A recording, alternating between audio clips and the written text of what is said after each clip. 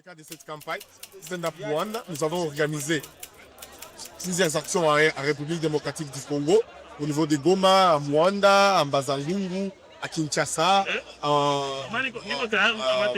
province orientale, donc à Ituri pour le moment.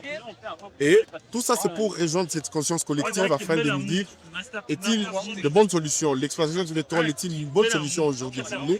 Ou bien faudrait-il pour cela trouver des solutions alternatives, dont par exemple la transition énergétique, la transition écologique comme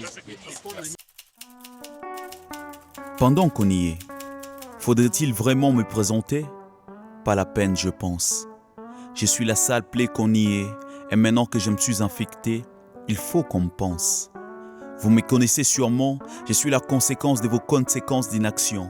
C'est moi le petit-fils du pétrole, du gaz ou du moins ce qu'il en reste, doté d'effets pas drôles et bien nazes, bien pires que ceux de la peste. Pardon? D'où je viens? Je suis le fruit de burnes et d'hydrocarbures, ceux dont l'arrosage sur les terres agricoles fut frénétique, et tous les autres qui ont flirté avec la rivière ou la nappe phréatique.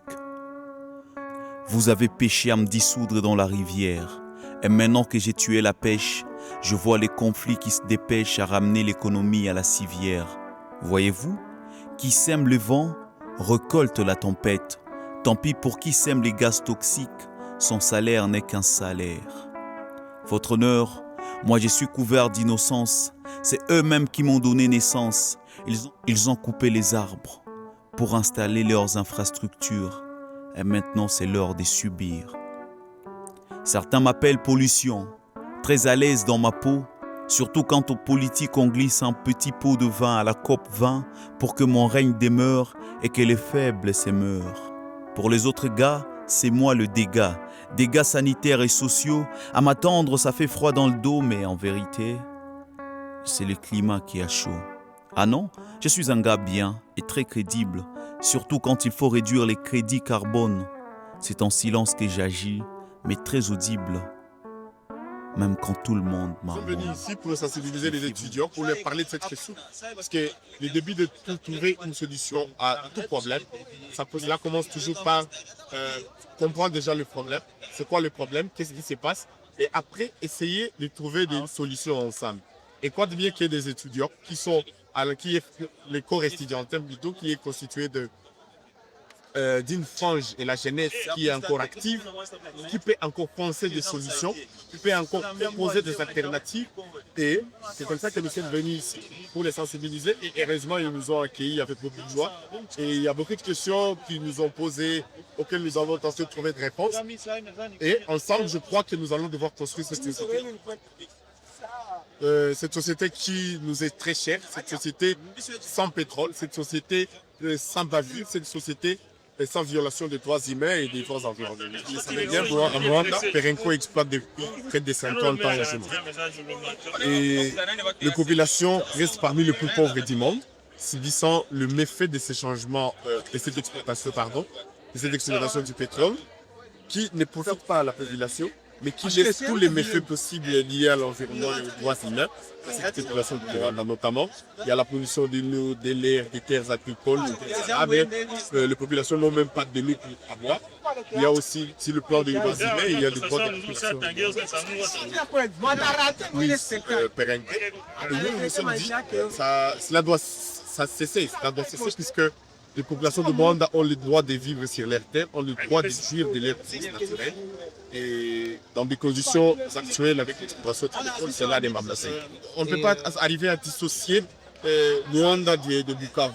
Rwanda, c'est en RDC, dans le Bas-Congo, et Bukavu, c'est à l'est de la RDC.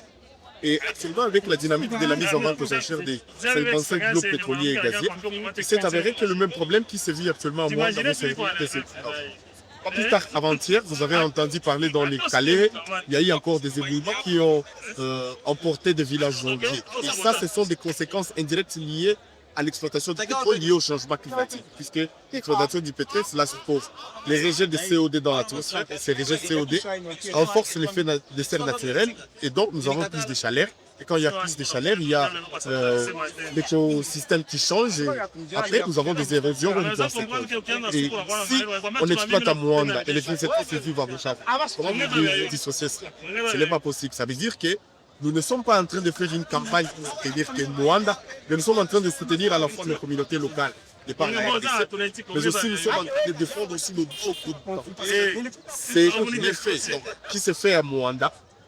Les conséquences se vivent en temps aussi dont la dernière fois à Calais, nous déplorons déjà le tremblement et des biens qui sont partis comme ça.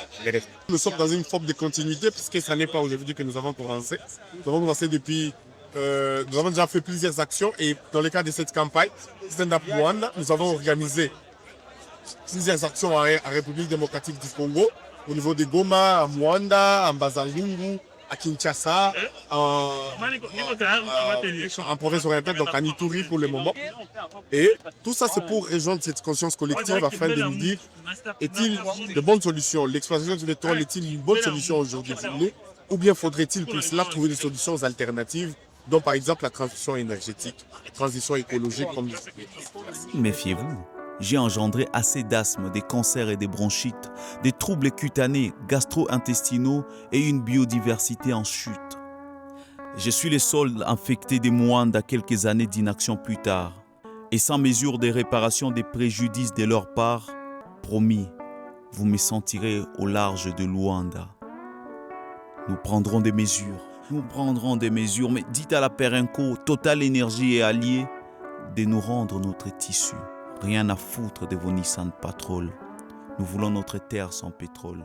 Stand up for Mwanda.